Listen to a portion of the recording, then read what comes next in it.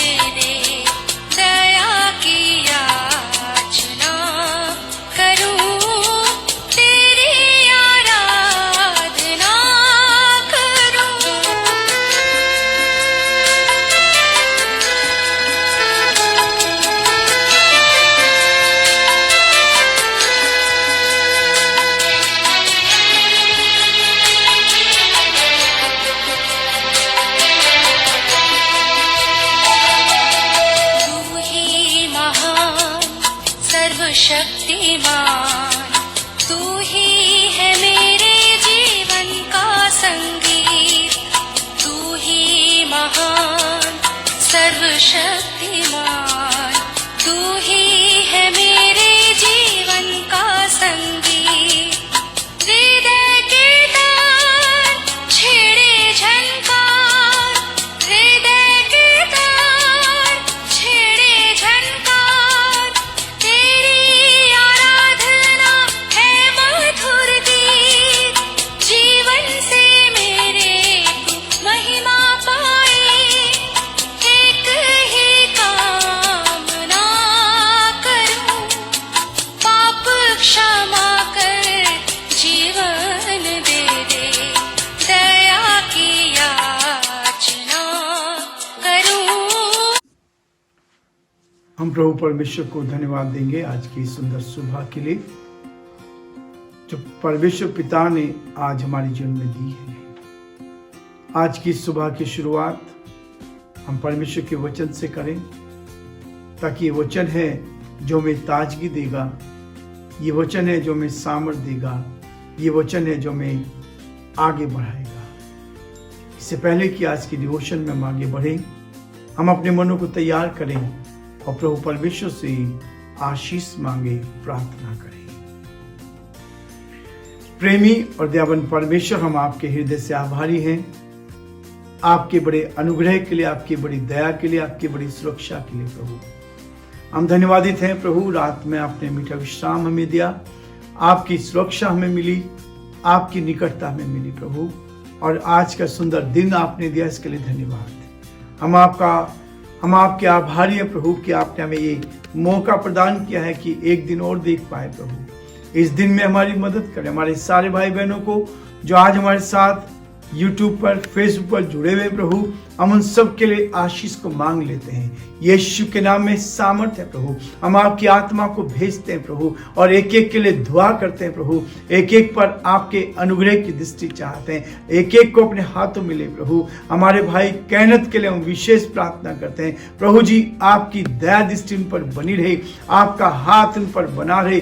जब वो हॉस्पिटल में एडमिट है, यीशु के नाम से हम प्रार्थना करते हैं, चंगाई आपके नाम से उनको मिले, ताकि वो स्वस्थ होकर आपकी महिमा करे। हमारे प्रदेश के लिए हम प्रार्थना की, इस प्रदेश पर, राजस्थान पर आपकी आशीष चाहते हैं, और प्रार्थना करते हैं पिता परमेश्वर, यहाँ के मुख्यमंत्री को अच्छी बुद्धि, अच्छे ज्ञान से परिपूर्ण कर। हमारे देश के प्रधानमंत्री पर भी आपकी आशीष चाहते हैं, उनको प्रभु आप अपनी सुरक्षा दे, निकटता दे, और हम चाहते प्रभु देश के लिए और प्रभु बड़े कार्य कर सके, और प्रभु आपकी ओर से ज्ञान और बुद्धि उनको मिल सके, ताकि सब बातों में आपका नाम ऊंचा किया जाए। सारी महिमा हम आपको देते हैं, अपने आप को, अपने सारे भाई बहनों को आज पूरे दिन भर के लिए प्रभु आपके हाथों में सौंपते हैं। इस डिवोशन पर आपकी आशीष हो, एक एक वचन प्रभु जी आपकी ओर से रहे, मेरी नहीं परंतु प्रभु जी आपकी महिमा हो, आपका नाम ऊंचा किया जाए। सारी महिमा हम आपको देते हुए इस विनती को अपने प्रभु, अपने उद्धारकर्ता यीशु मसीह के नाम से मांगते हैं,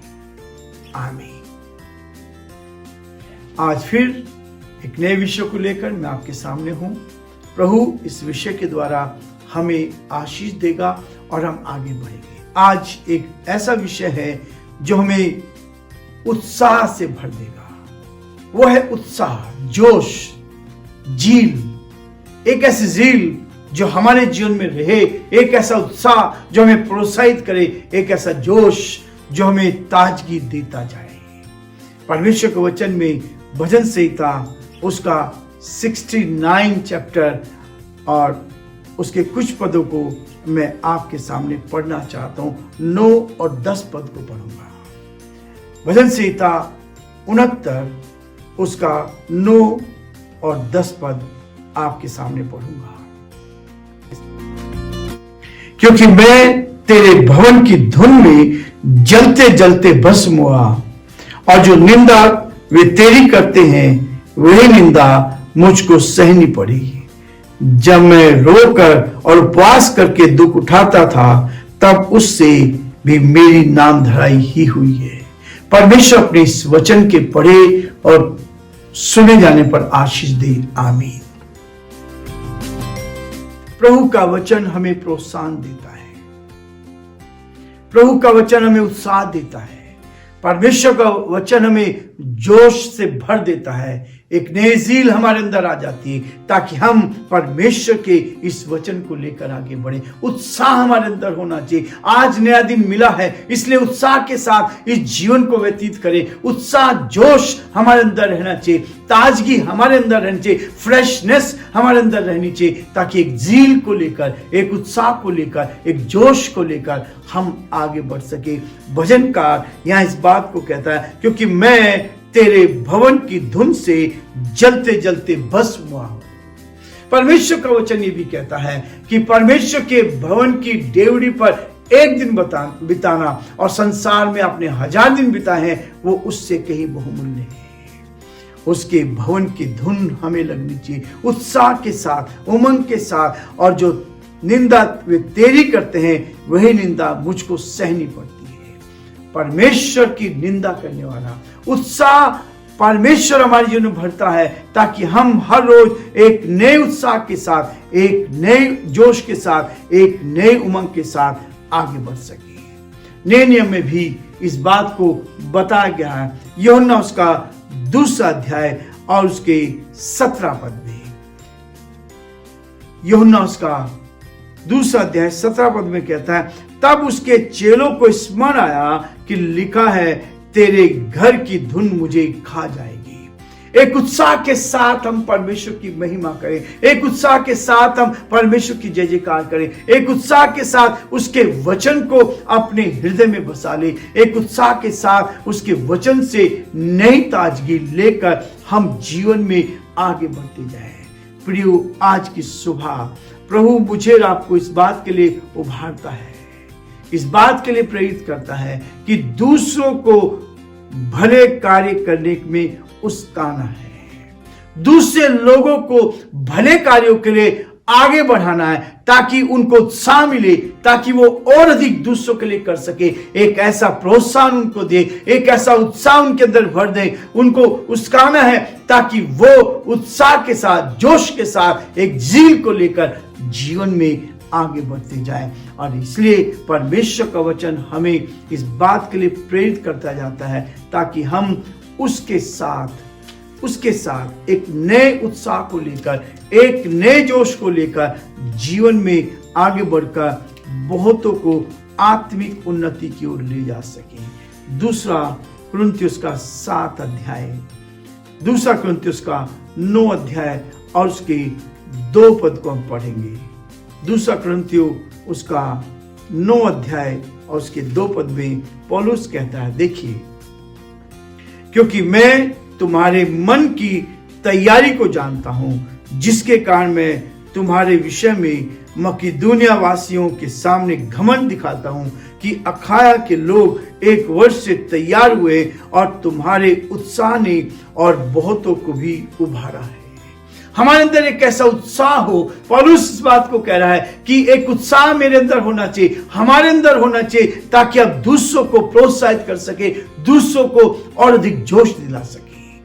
आत्मिक जोश, संसारिक जोश नहीं, संसार के लिए भटकाना नहीं, लेकिन आत्मिक जोश लोगों के अंदर आ जाए, उत्साह के साथ, आनंद के साथ, जोश के साथ, खुशी के साथ एक जील को लेकर आगे बढ़े। परमेश्वर की धुन हमें लग जाए, हमारे देश को लग जाए, हमारे देश में वो चैन आ जाए, आराम आ जाए, ताकि हम दूसरों की भलाई के लिए एक बड़े कार्य को कर सके। आत्मिक धुन मेरे और आपके अंदर हो जाए। आत्मिक धुन, संसारिक धुन लगती है, संसार में मुझे इतना पैसा कमाना है, संसार में मुझे करना है, लेकिन वो आत्मिक धुन के लिए कह रहा है। रोमियो उसका 12वां अध्याय और उसके 11 पद में कहता है, प्रयत्न करने में आलसी ना हो, आत्मिक उन्माद से भरे रहो, प्रभु की सेवा करते रहो। आत्मिक उत्साह हमारे अंदर होना चाहिए, आत्मिकता में बढ़ते चले जाना है। संसार में धन दौलत के पीछे ना जाकर हम आत्मिक धन को, आत्मिक ज्ञान को, आध्यात्मिकता को हम अपने जीवन में लेके उत्साह के साथ आगे बढ़ते चले जाएं। और जब ये उत्साह आपके अंदर होगा, इस उत्साह को लेकर जब आप आगे बढ़ेंगे, तो परमेश्वर का वचन और अधिक आपको, मुझे प्रोत्साहित करता है। गलतियों उसका 4 अध्याय और उसके 18 पद को यहाँ पौलुस फिर कहता है, पर यह भी अच्छा है कि भली बात में हर समय मित्र बनाने का प्रयत्न किया जाए, न केवल उसी समय जब मैं तुम्हारे साथ रहता हूं। हमारी मित्रता आत्मिक जीवन में, भले कामों में, एक दूसरे के साथ भले कामों में हमें आगे बढ़ते जाना है। दूसरों की मुक्ति की इच्छा करनी है, दूसरों को बचाना है उत्साह के साथ। मेरे अंदर उत्साह है, जोश है, तो हम दूसरों को बचा पाएंगे, दूसरों की मदद कर पाएंगे। जब आप दूसरों की मदद करेंगे, दूसरों को बचाएंगे, कहां से? उस नरक की आग से। उस नरक की आग से दूसरों को बचाने के लिए परमेश्वर का वचन, पौलुस इस बात को भी बार बार कहता है। रोमियो का 10 अध्याय उसके पहले पद में कहता है, हे भाइयों, मेरे मन की अभिलाषा और उनके लिए परमेश्वर से मेरी प्रार्थना है कि वो उद्धार पाए। उद्धार का मतलब है मुक्ति, दूसरों की को मुक्ति मिले, दूसरों को शांति मिले, दूसरे लोग उस सच्चाई को जान पाए। लोग आज इस बात को जानना नहीं चाहते, सत्य को जानना नहीं चाहते, वो सत्य की ओर आना नहीं चाहते। परमेश्वर की धुन हमें होनी चाहिए, उत्साह हमें होना चाहिए, वो जोश हमारे अंदर होना चाहिए, ताकि हम दूसरों को उस नरक की आग से बचा लें। प्रियो, हमारे जीवन में प्रभु इस बात को चाहता है, ताकि हम परमेश्वर के साथ उस जीवन को जी सके जो परमेश्वर ने हमारे लिए रखा है। प्रभु चाहता है एक नया उत्साह लेकर हम आगे बढ़ते जाएं, हम एक दूसरे की भलाई करें, एक दूसरे के साथ हम क्या कि दूसरों को भले कार्यों में हम उसका सके, आत्मिक धुन हमें लग जाए और भले कार्यों में हर समय हम तैयार रहें और दूसरों के उद्धार के लिए, मुक्ति के लिए हर समय हमें तैयार रहना है ताकि हम बहुतों को आत्मिक ज्ञान दे सके। प्रभु आप सबको बहुत आशीष दे और प्रभु का हाथ आप सब पर आज पूरे दिन भर बना रहे। और हमारी ये प्रार्थना है कि आप जीवन में और आगे बढ़कर बहुतों के लिए आशीष का, आनंद का कारण बन सके। प्रभु आप सबको बहुत आशीष। Thank you so much. अभी तक आप लोग हमारे साथ बने रहे। परमेश्वर का हाथ और उसकी आशीष आप में से हर एक के साथ बनी रहे। अगर आपने अभी तक इस चैनल को सब्सक्राइब नहीं किया है तो हमारे चैनल को सब्सक्राइब करिए ताकि हम लोग ये परमेश्वर का वचन ज़्यादातर लोगों तक पहुंचा सकें। Thank you so much. Have a nice day. God bless you all.